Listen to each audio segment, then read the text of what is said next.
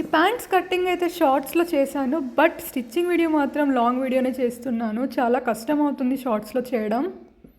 First ఫ్రంట్కి front, బ్యాక్కి back సపరేట్గా సెంటర్లో స్టిచ్ అనేది చేసుకోండి. ఇలా పెద్దగా ఉన్నది వచ్చేసి బ్యాక్ అనమాట, చిన్నగా ఉన్నది వచ్చేసి ఫ్రంట్కి బ్యాక్కి ఒక 1.5 to 2 ఇంచెస్ గ్యాప్ అనేది ఉంటుంది. బ్యాక్ అనేది వైడ్గా వస్తుంది కొద్దిగా, ఫ్రంట్ అనేది షార్ట్గా వస్తుంది.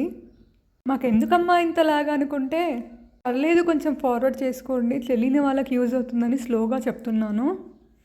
అండ్ డబల్ స్టిచ్ వేయడం మర్చిపోకండి. నెక్స్ట్ ఇది స్టిచ్ చేసిన తర్వాత పాకెట్ కోసం రైట్ సైడ్ కావాలనుకునే వాళ్ళు రైట్ సైడ్, లెఫ్ట్ సైడ్ వాళ్ళు కావాలనుకునే వాళ్ళు లెఫ్ట్ సైడ్. వేస్ట్ దగ్గర నుంచి ఒక 3 ఇంచెస్ డ్రాప్ అనేది చేసుకోండి. నాకు ఇక్కడ ఎక్కువ ఫ్యాబ్రిక్ అనేది అవైలబుల్ లేకుండా ఉన్న ఫ్యాబ్రిక్తో చిన్న పాకెట్ అనేది పెట్టేస్తున్నాను. పాకెట్ సైజ్ ఎలా మరి అంటే మెజర్మెంట్స్ గురించి ఎక్కువ ఆలోచించకండి. ప్రతి ఒక్కరి దగ్గర ఫోన్ ఉంటుంది కాబట్టి ఫోన్ పెట్టేసి ఫోన్కి ఆల్ సైడ్స్ ఒక 1 ఇంచ్ గ్యాప్ వదిలేసి కట్ చేసేసుకోండి, ఈజీగా అయిపోతుంది. అండ్ స్టిచ్ చేయడానికి 1/2 ఇంచ్ ఎక్స్ట్రా తీసుకోండి. నువ్వు చెప్పలేదు మాకు ముందు అనకండి. నేను ఈ సెంటెన్స్ 2 స్టిచ్ చేసేలోపు మీకు పాకెట్ కటింగ్ అర్థమైందని నేను అనుకుంటున్నాను. మీకు క్లియర్గా అర్థమైంటే నెక్స్ట్ పాకెట్ స్టిచ్చింగ్ అనేది స్టార్ట్ చేద్దామా. నేను ఇక్కడ ఫ్రంట్ యూస్ చేస్తున్నాను, నాకు ఎందుకంటే రైట్ సైడ్ పాకెట్ కావాలి కాబట్టి ఫ్రంట్ అనేది ఫస్ట్ యూస్ చేస్తున్నాను. బ్యాక్ సైడ్ సెంటర్లో వచ్చేసి ఇలా కొంచెం హైగా వస్తుంది. ఇక్కడ నేను ఎక్కువ తీసుకోలేదు, ఫ్యాబ్రిక్ ఎక్కువ లేకుండా కాబట్టి. ఫస్ట్ ఫ్రంట్ సైడ్ ఇలా ఫ్లాట్గా ప్లేస్ చేసుకోండి. నెక్స్ట్ దానిపైన బ్యాక్ సైడ్ పెట్టేసి 3 ఇంచెస్ నాచ్ దగ్గర రెండింటి సెంటర్లో పాకెట్ అనేది పెట్టాలన్నమాట. నేను నాచ్ పెట్టేసుకుంటున్నాను, చూడండి ఒకసారి. కొంతమంది మార్క్ చేసుకోవచ్చు కదా అనుకుంటారు, కానీ నాచ్ అనేది చాలా ఈజీగా అవుతుంది. సో నాచ్ పెట్టుకోవడం సింపుల్గా అవుతుంది. నాచ్ నుండి పాకెట్ అనేది పెడుతున్నాను, చూడండి.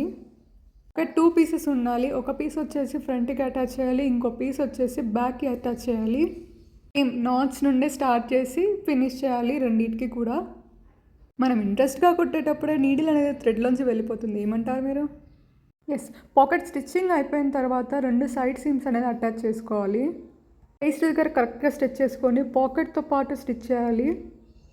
ఇలా స్టిచ్ చేయడం వల్ల ఎక్కువ కాంప్లికేట్ లేకుండా సింపుల్గా ఈజీగా స్టిచ్చింగ్ అనేది ఫినిష్ అవుతుంది. అండ్ గుర్తుపెట్టుకొని ప్రతిదానికి డబల్ స్టిచ్ అనేది వేయాలి కంపల్సరీగా.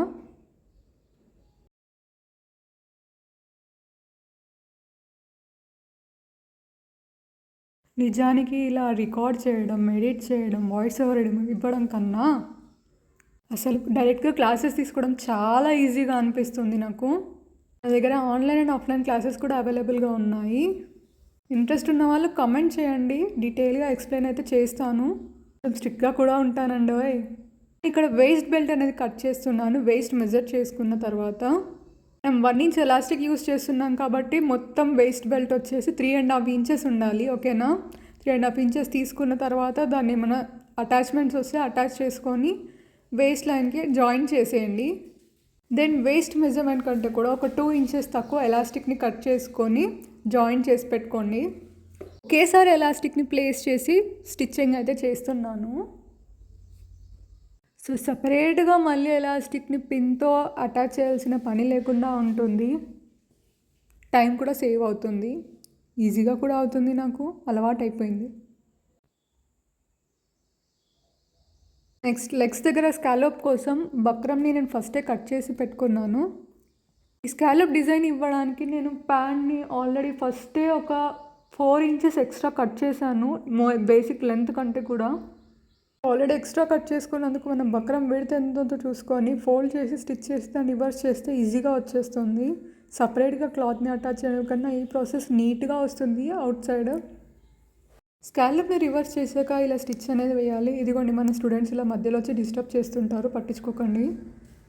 ఇలా డైరెక్ట్గా స్టిచ్ చేయడం కష్టం అవుతుంది అనిపిస్తే ఒకసారి లైట్గా ఐరన్ చేసుకోండి, నీట్గా వచ్చేస్తుంది. వీడియో చాలా లెంతీ అవుతుందని చెప్పి కొంచెం ఫాస్ట్ ఫార్వర్డ్ అయితే చేశాను. అండ్ ఆల్సో క్లాసెస్ గురించి ఏమైనా ఇన్ఫర్మేషన్ కావాలంటే ఇన్స్టాగ్రామ్లో DM చేయండి, చెప్తాను, రెస్పాన్స్ కూడా ఇస్తాను. స్కాలపింగ్ వచ్చేసి 2 లెగ్స్కి కూడా అప్లోడ్ చేస్తున్నాను, ఎందుకంటే ఒక్కటి క్లియర్గా లేకపోయినా సెకండ్దైనా కొంచెమైనా క్లియర్గా ఉంటుంది అని అనుకుంటున్నా. ఫస్టే అర్థమైంది అనుకున్న వాళ్ళు ఈ స్కిప్ చేసేయండి, నెక్స్ట్ స్టెప్కి వెళ్ళిపోండి. ఏ పనైనా మనతో పాటు ఇంకో 10 మందికి యూజ్ అవుతుందంటే మంచిదే కదా. సో రికార్డ్ చేసి అప్లోడ్ చేయడం తప్పు లేదు.